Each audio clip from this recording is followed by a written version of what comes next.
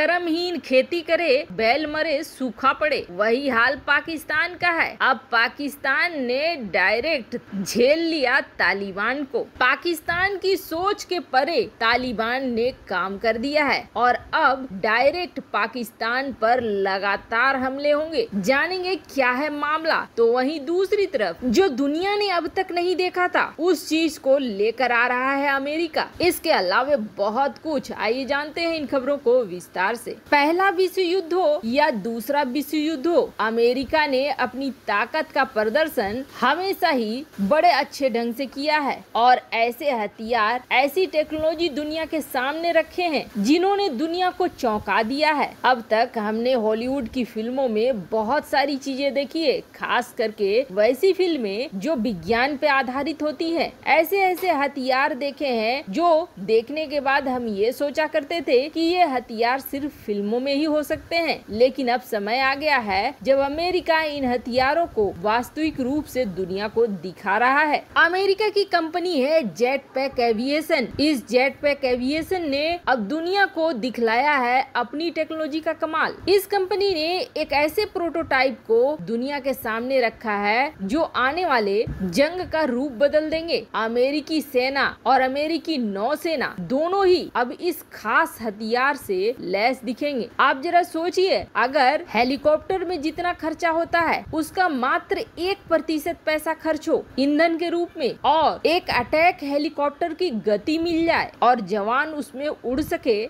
मिसाइलें फायर कर सके, ऐसे एक नहीं बल्कि सैकड़ों की संख्या में ये सेना में तैनात हो, तो फिर ये किसी भी जंग का रूप बदल देंगे। सबसे अच्छी बात इस हथियार की ये है कि ये कम लागत पे वही असर दिखाएगा जो एक अटैक हेलीकॉप्टर दिखलाएगा। आज से पहले दुनिया ने ऐसा कभी नहीं देखा था, वो चीज अमेरिका ने दुनिया के सामने ला दिया है। दरअसल ये जेट पैक कंपनी ने स्पीडर नाम के एक उड़ने वाली मोटर बाइक का प्रोटोटाइप दुनिया के सामने ला दिया है और अमेरिकी कंपनी का ये कहना है कि सबसे पहले ये मोटर बाइक मिलने वाली है अमेरिकी नौसेना को। अब बड़ी बात है इसकी रफ्तार। स्पीडर की रफ्तार होगी 500 किलोमीटर प्रति घंटा और साथ ही साथ सबसे बड़ा चौंकाने वाला खुलासा ये है कि ये उड़ान भरेगा 15,000 फीट की ऊंचाई तक, यानी उड़ने की क्षमता इस मोटर बाइक की अमेरिकी अटैक हेलीकॉप्टर से कम नहीं होगी। वैसे तो कंपनी ये कह रही है कि पेट्रोलिंग के लिए, बचाव कार्य के लिए, सैन्य ऑपरेशन के लिए ये बाइक काम आएगा, लेकिन अमेरिकी सेना इसका इस्तेमाल बड़े रूप में करने के लिए तैयारी कर रही है और इसमें कई सारे ऐसे बदलाव किए जा रहे हैं जो बदलाव इसे और भी घातक बनाएंगे, जैसे कि इसमें मिसाइलों का लगवाना, रॉकेट को लगवाना और अन्य हथियारों को इसमें शामिल करना। ये जो मोटर बाइक होगी इसमें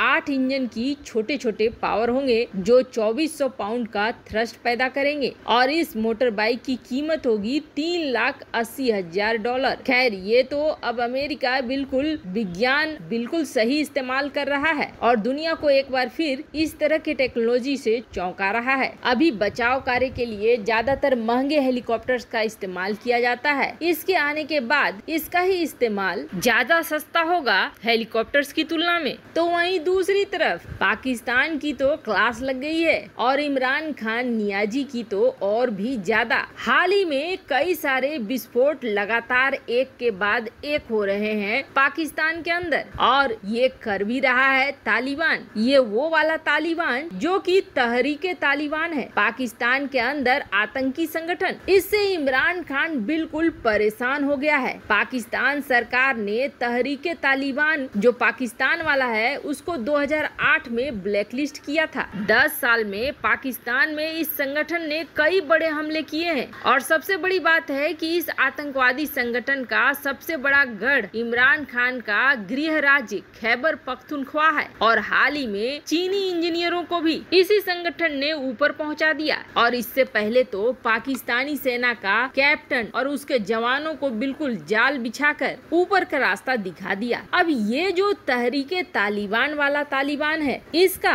और अफगानिस्तान वाले तालिबान का बड़ा अच्छा संबंध है। इमरान खान अफगानिस्तान वाले तालिबान का समर्थन करता है, लेकिन अपने देश में जो ये तहरीके तालिबान है इसका विरोध करता है। पर अब भुगतने का समय आ गया है, भुगतना तो पड़ेगा ही, जैसी करनी वैसी भरनी। लगातार होते इन विस्फोटों के बीच पाकिस्तान को ये लग रहा था कि अफगानिस्तान वाले तालिबान को जब पाकिस्तान समझाएगा तो तालिबान समझ जाएगा और उसकी बातों पर चलने लगेगा। लेकिन जैसे जैसे तालिबान के हाथ में शासन आ रहा है और जगहों पर ये कब्जा कर रहे हैं, वैसे वैसे वो पाकिस्तान की पकड़ से भी बाहर निकल रहे हैं। जो कंट्रोल पाकिस्तान का अफगानिस्तान वाले तालिबान पर हुआ करता था वो अब धीरे धीरे खत्म हो रहा है। इस हमले से बचने के लिए जो तालिबान पाकिस्तान के अंदर है, उनके हमलों से बचने के लिए इमरान खान ने मदद मांगी अफगानिस्तान वाले तालिबान से और उनसे कहा कि इन संगठनों से बात करो, ये हमारे देश में हमला करना बंद करें, ये तो हमारी ही क्लास लगाने पर तुले हुए हैं। तब अफगानिस्तान वाले तालिबान ने पाकिस्तान को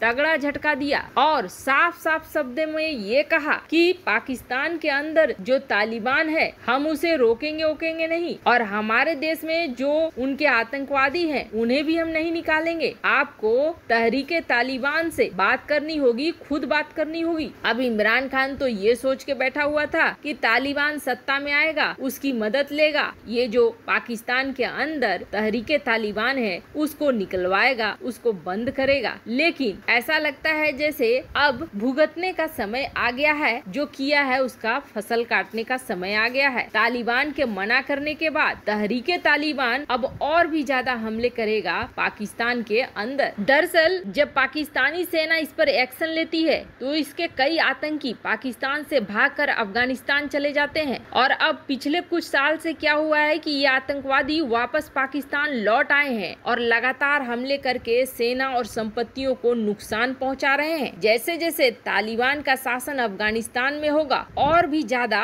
तहरीके तालिबान के लोग आगे बढ़ेंगे, क्योंकि कहा जा रहा है कि 7 लाख से 8 लाख शरणार्थी अफगानिस्तान से भाग भाग कर पाकिस्तान में आ रहे हैं और ये सारे लड़ाके अब धीरे धीरे TTP यानी कि तहरीके तालिबान में शामिल होंगे और शामिल होने के बाद पाकिस्तान के अंदर बवाल मचा देंगे। यानी कि अब रास्ता ऐसा खुल रहा है कि तालिबान जो अफगानिस्तान वाला है वो अब पूरे पाकिस्तान पर कब्जा करेगा। अफगानिस्तान के बाद पाकिस्तान का ही नंबर है। वैसे जितनी खुशियां मनानी है पाकिस्तान मना ले, अब उसका दिन गया। वैसे आपको क्या लगता है, क्या पाकिस्तान को अपनी करनी की सजा मिलेगी? कमेंट कर अपनी राय जरूर बताएं। जल्द मिलते हैं अगले वीडियो में नई खबर के साथ।